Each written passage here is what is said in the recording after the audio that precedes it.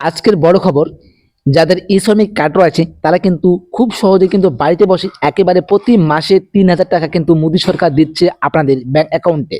তো আপনারা এই ৩,০০০ টাকা কিভাবে পাবেন সম্পূর্ণ ভিডিও স্কিপ না করে দেখার অনুরোধ রইল। তার আগে বন্ধুরা যারা এখন অবধি চ্যানেলটিকে সাবস্ক্রাইব করেন, চ্যানেলটিকে অবশ্যই সাবস্ক্রাইব করে পাশে থাকা বেল নোটিফিকেশনটি অবশ্যই অল রাখবেন। পারলে বন্ধুদেরকে বেশি বেশি করে শেয়ার করে জানিয়ে দেবেন ই-শ্রমিক কার্ডে ৩,০০০ টাকা করে দেওয়া হচ্ছে প্রতি মাসে। তো তার আগে দেখে নিন কি কি বলা হচ্ছে, কি কি ডকুমেন্টস লাগবে। সম্পূর্ণ ভিডিও স্কিপ করবেন না, আজকে সম্পূর্ণ আলোচনা করব এই ভিডিওর মাধ্যমে।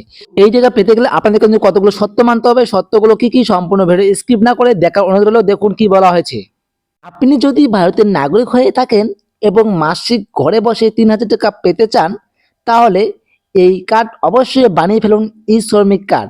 এক্ষেত্রে ভারতের সরকারের নির্দিষ্ট বয়সে মাসিক ৩,০০০ টাকা পর্যন্ত পেনশন ভাতা প্রদান করা থাকবেন। সম্প্রতি ভারতের সরকার এই স্কিমে নিয়ে বিরাট চঞ্চল তত্ত্ব উঠে এসেছে। আপনি যদি অগ্রী হয়ে থাকেন তাহলে শেষ পর্যন্ত কিন্তু পাবেন এই ৩,০০০ টাকা ভাতা। ভারত সরকারের এবার ই শ্রমিকের নতুন কিংবা পুরনো কার্ডধারীদের জন্য চালু করে এই নতুন গুরুত্বপূর্ণ সুবিধা। এই নতুন নিয়ম অনুযায়ী নির্দিষ্ট শর্ত পূরণ করলে উপভোক্তাদের মাসে ৩,০০০ টাকা পেনশন সুবিধা পেতে পারেন। কোনো কাজে না করে আগে যেখানে ই শ্রমিক কার্ডধারী মাসে ১,০০০ টাকা করে দেওয়া হতো, এখন কিন্তু ৩,০০০ টাকা করে দেওয়া হয়। এই পদক্ষেপে লক্ষ লক্ষ অসংগঠিত ক্ষেত্রে শ্রমিকদের নির্দিষ্ট সময়ে অর্থনৈতিক সুরক্ষা সঞ্চিত করা সম্ভব হবে। অর্থাৎ কিন্তু আগে কিন্তু ই শ্রমিক কার্ডে কিন্তু ১,০০০ টাকা করে ভাড়া দেন, এখন কিন্তু ৩,০০০ টাকা করে আপনারা পেয়ে যাবেন। তো সম্পূর্ণ ভিডিও স্কিপ করবেন না, দেখার অনুরোধ রইল।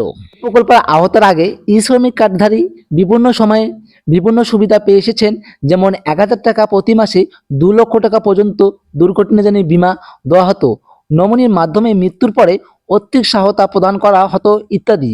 বর্তমানে সরকারের পক্ষ থেকে বার্ধক্যজনিত আর্থিক সুরক্ষাকে অগ্রাধিকার দেওয়া হয়েছে। তো আপনারা কিভাবে অনলাইনে আবেদন করবেন, তো দেখুন। অনলাইনে আবেদন করতে আপনাদের জন্য প্রথমে আপনার নিকটবর্তী সিএসসি কমন সার্ভিস সেন্টারে যেতে হবে। সেখানে গিয়ে আপনার কিছু গুরুত্বপূর্ণ নথি জমা দিতে হবে। এরপর সিএসসি কর্মী আপনার রেজিস্ট্রেশন করে তৈরি করে দেবেন এবং তারপর আপনার আবেদন জমা হয়ে যাবে সরকারি ই শ্রমিক পোর্টে। তো দেখুন, আবেদন করার জন্য আপনাদের কি কি ডকুমেন্টস লাগবে। তুমি তো আপনাদের লাগবে আধার কার্ড, তারপর লাগবে ব্যাংকের পাসবুক, মোবাইল নাম্বার, বয়সের প্রমাণপত্র যেমন ভোটার কার্ড বা জন্ম সার্টিফিকেট এরকম কিন্তু। তারপর পাসপোর্ট সাইজের ছবি লাগবে।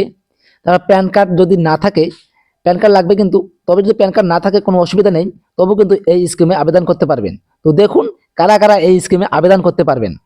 তবে এই প্রকল্পে যাদের বয়স ৬০ বছর বা তার বেশি হয়েছে তারা কিন্তু এই প্রকল্পে আবেদন করতে পারবেন।